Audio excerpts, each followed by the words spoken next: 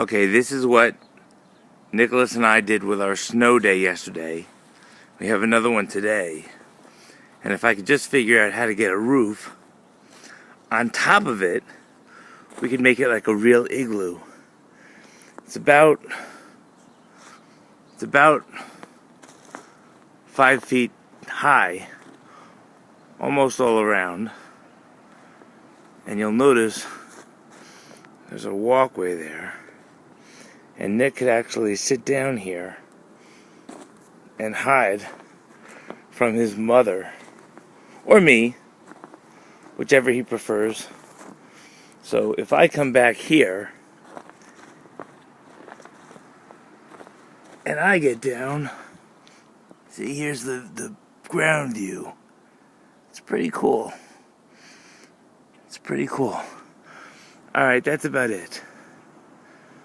So, have a good day.